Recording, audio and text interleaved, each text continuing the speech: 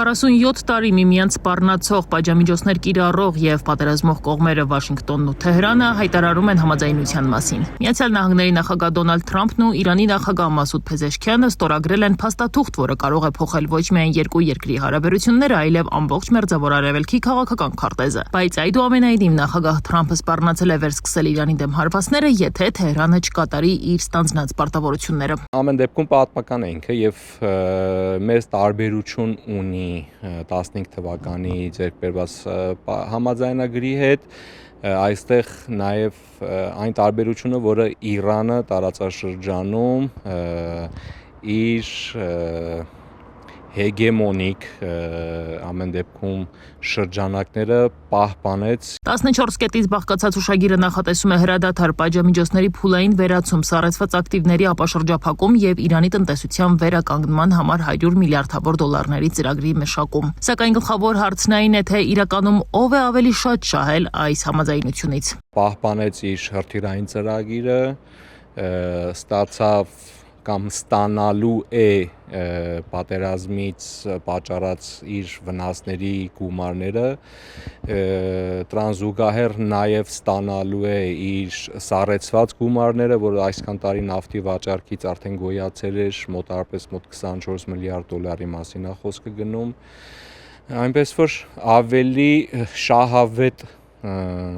համաձայնագիրը Իրանի համար, քան այն ինչ որ 15 թվականին էր։ Ուշագրի ամենաքննարկվող կետերից մեկը վերաբերում է Իրանի տնտեսությանը։ Փաստաթղթով նախատեսվում է առնվազն 300 միլիարդ դոլարի զարգացման ծրագիր, իսկ Միացյալ Նահանգները պարտավորվում է փուլային կերպով թույլատնել տնտեսական սահմանափակումները։ Միաժամանակ փաստաթուղթը չի պարտադրում Իրանի միջուկային ծրագրի ամբողջական դադարեցում։ Թեհրանը միայն վերահաստատում է, որ չի ձգտելու միջուկային զենքի ստեղծման, իսկ մնացած հարցերը թողնվում են հետագա բանակցություններին։ Իրանագետի խոսքով այս համաձայնագրով Մերձավոր Արևելքում ձևավորվում է ուժային նոր հավասարակշռություն, որտեղ վերջին զարգացումներից հետո իր դիրքերն է վերաիմաստավորում ոչ միայն Իրանը, այլ նաև Պակիստանը, Քաթարը, Սաուդյան Արաբիան, Թուրքիան արդեն իրենց հստակ դերերը ստանձնել են եւ փորձում են այս մրցակցության մեջ պահպանեն իրանց ձեռքբերված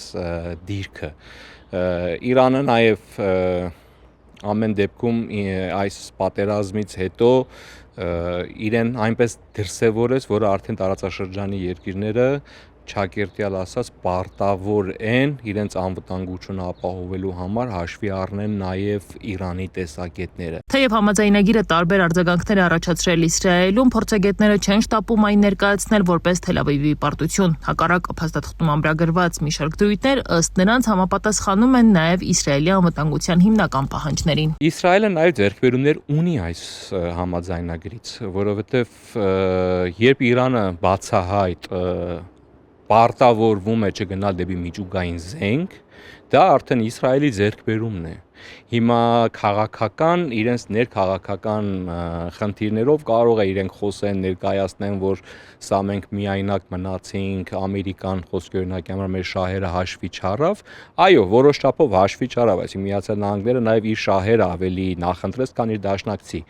Բայց ես կարծում եմ, այդտեղ Իսրայելը ավելի շատ ձեռքբերում ունի, քան կորուստ։ Փոփոխությունները կարող են անդրադառնալ նաև Հարավային Կովկասի վրա, եթե Թեհրանը դուրս գա միջազգային մեկուսացումից եւ ամրապնդի իր տնտեսական ու քաղաքական դիրքերը, ապա կարող է ավելի ակտիվ դերակատարում ունենալ տարածաշրջանային գործընթացներում, այդ թվում Հայաստանի համար կարևոր անվտանգային եւ տրանսպորտային հարցերում։ Արաբ Պողոսյանի գնահատմամբ հնարավոր փոփոխությունները հատկապես կարող են անդրադառնալ տարածաշրջանային լոգիստիկ նախագծերի վրա, այդ թվում միջին միջանցքի ձևաչափի վրա, որը ներկայումս դիտարկվում է որպես ռազմավարական կապուղի։ Եթե այս պայմանավորվածությունը կյանքի կոչվի եւ այն սցենարը, որը պատկերացնում են Միացյալ Նահանգներում զարգանա, այսինքն Իրանի հետ հարաբերությունները տրանսֆորմացվեն այնպես, որպեսզի Իրանը դառնա Միացյալ Նահանգների գործընկերը տարածաշրջանում, ապա այդ պարագայում կարծում եմ լոգիստիկ իմաստով կկորցնի իր ռազմավարական նշանակությունը թռիփը։ Փորձագետի խոսքով Իրանի համար եւս առանցքային է մնում ամերիկյան ներկայության հարցը տարածաշրջանում, իսկ վերջնական զարգացումների վերաբերյալ հստակ կանխատեսումներ անել դեռ վաղ է։